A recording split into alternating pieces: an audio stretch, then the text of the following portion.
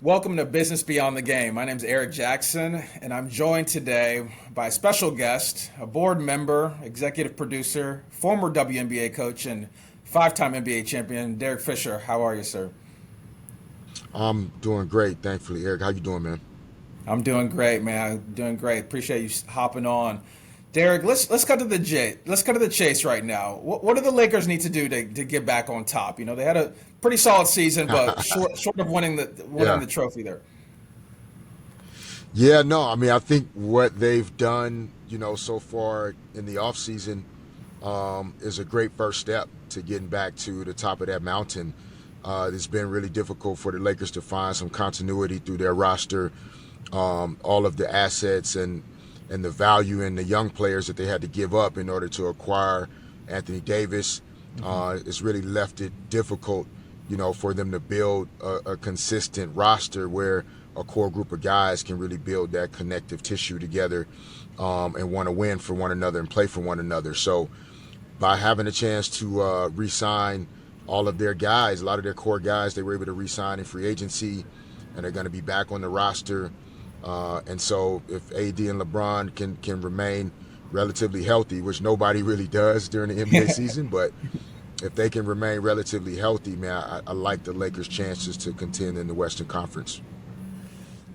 Yeah, man. Obviously, Derek, it's been some time since you've been out of the league. You've been not just coaching, but doing many other ventures. And you have a new one that you're working on right now, a new project called Baselines, original series on Mansa, really about your journey. Is it spot on to your life? Is it pretty loose? How does that work? Yeah, no, I think from a creative standpoint, um, it's pretty loose. Like we really wanted to not just be inspired by some of my real life experiences, but then also have creative license to make sure that not everybody, but many people from all types of communities, diverse backgrounds, different life experiences could relate to actually what Jamil Chambers and his family, had to really contemplate and think about in their decisions and their choices. And so, we used, I guess, my experiences as the baseline Yeah. or as a baseline for for the story, but a lot of it we just wanted to be really creative in how we told the stories of the different characters, and we hope that that allowed for it to be more relatable than just my actual life experiences. I know, and this has Derek King and Jared Ellis and other actors. And is it surreal to see someone else sort of acting out some moments that were a part of your life, on the big screen? How does that feel from just I know you're executive producing it, but what is it kind of just like to to see that from that perspective? Yeah, I mean, for me personally, I think it gives the project and gave the project just much more significance um, and wanted to be a part of how we told the story, but then also appreciating how like we can all see a piece of ourselves in someone else. Yeah. And so I really appreciated the acting and how everyone, even Malik Yoba, stepping into that role as a coach and a father. It reminded me so much of my relationship with my father. Although I'm blessed enough to still have my mom here, and Jamil lost his mom, I still really heavily connected to that relationship between father and son, coach and player. Also, older brother, who my older half brother played in the NBA as well. And so there were just a lot Oh of wow. touch points that as I watched it play out, seeing how these three men, navigated their decision making and choices, it really warmed my heart, man, made me feel really good. And I thought the acting was incredible, and it took the story to another level the way they put it out on the screen. I know, and when you look back at your own journey, Fish, like, is it the obstacles that you overcome? Like, do you think you would have reached the NBA if you didn't have some of those tough moments? Kind of growing up. No, no way. I think the tough moments help shape us into the best version of who we are. And so often in life, we try to control things and move around the tough moments and almost try to avoid the hard things. And in reality, the failures, the tough moments, sometimes as human beings, we all make poor choices. Mm. But it's how we respond to it. It's what it teaches us that allows us to then step into the best of who we are. And so I would not, be here. I wouldn't be the person that I am, even though I'm still imperfect, without going through some really hard things. I know. And speaking of the NBA, Fish, Kobe Bryant said you were one of his favorite teammates. What's a lesson that you learned from him that you believe applies not just to basketball, but team building and leadership? I think the one thing I learned from Kobe, which I think this project also, really like came to my heart, is one person can change lives, but not necessarily by what you're saying, but how you approach your daily life. Like you inspire people by how you move, and even people that you don't know, you don't come across every day. People are still paying attention to even the way you present yourself, how you speak, the energy you put into your job, how much passion you bring to what you do.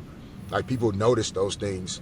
And being around Kobe for so many days throughout the year, for 14 years, watching someone truly love and have a passion for what they do on a daily basis, separate from how much money is involved. Like Right. he didn't play basketball for the money. The money came as a part of wanting to be the best at what you do. And that just inspired us, me, our teammates, on a daily basis, seeing the way he approached things. And I wish he was here to still inspire people, but even in his physical absence, he's still an inspiration. Yeah, no, definitely. That's such a good story. And I don't think, just on your NBA career, Fish, like I don't think a lot of people know that you were the former Players Union president. Like during a pivotal time too, during the Yeah. NBA lockout 12 years ago. What did that process? I know it was a minute ago, but what did that process just teach you about the NBA? I'm sure it was an eye-opening moment at times. Yeah, no, it was eye opening, but I also felt that what it showed me about the NBA and the NBPA in particular is, really how much of a brotherhood it is and how important it is for each individual player to recognize that the game, the players union does not belong to you, right? It belongs Right. to every player that came before you. It belongs to the guys that are playing now, and the responsibility that the guys now have to the young fellas that's coming in. And so every decision that you make as the president of the Players Association or an executive committee member or a board member, you have to keep that in mind. It's not about how it impacts your contract situation or how much Right. money you might get a chance to access. It's really what are you doing to set up the 14-year-old kid, the Jamil Chambers? Like, what are you doing to Yeah. set up that opportunity for him when he finally makes it to the league, that it's a better place than it was when you came in? I know, and I know you've been out of it. I'm not sure if you've seen the new CBA, but on a very limited basis, players are now able to invest in teams, through private equity and everything else. But I'm sort of curious your thoughts. Like, it's definitely a different time, right? I'm curious how you feel about Yeah, that. no, it's a very different time, but you know, life changes. We all have to grow and evolve, and be willing to kind of go into these different versions of ourselves. And I think for athletes, for so long, that opportunity to own a piece of what you have helped to build and create has Yeah. always been prohibited and not available. And so, even if there are maybe some things that end up being problems that we have to fix or navigate Yeah. later in Right. that structure, there's no reason why we shouldn't take a look at that type of structure. They get a chance to Right. participate in the ownership of the teams and the league that they've helped to build and sustain. And so, even though it's far beyond anything that I've experienced, I am definitely happy for the players. And I think, just like in anything, the more ownership we have in something, the more ownership we take in how we want to steward it and manage it. So think about players not just being employees and being paid to do a job and then going home, but now I have an opportunity to own some of this, which means that now I have a different responsibility to the fans, to the team, to my teammates, and that's a good conversation to have. Right. No, you're more tied into it, right? Yeah, the more responsibility. That's a great point. And Fish, you've had a lot of experiences, right, from business on the court, off the court. from board member of Plate Equity, to luxury asset capital, a bunch of different things. What's the best business lesson that you've learned over your career? You would say. Um, Probably, for me, I was so, I'm naturally kind of conservative. I've always been more of a shy, laid back kind of Okay. guy. Um, I'm not a noisy guy. I don't have to lead from the front. And so in business, oftentimes, I would miss out on opportunities over analyzing whether or not everything was going to be aligned and Mm. perfect, right?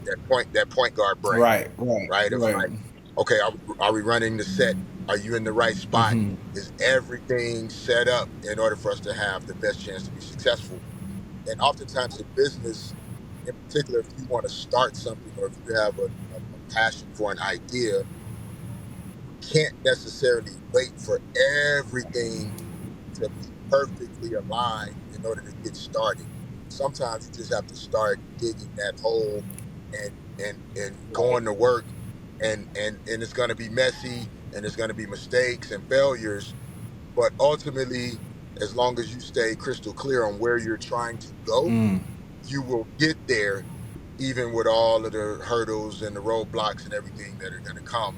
And I think that's something I've learned in business, that you can't always wait for everything to be perfect. If you want to start that ghost kitchen, Right. if you want to open that mobile barbershop, Mm. whatever you're thinking Mm. about, get started somehow. Don't wait always for the plan and the perfect picture and the perfect presentation.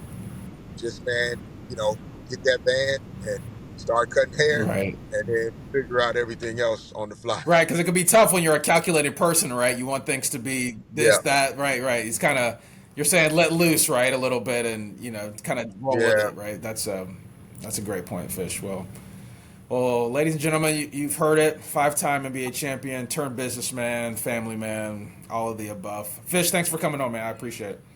Appreciate you, Eric. Thanks a lot, man. Appreciate you.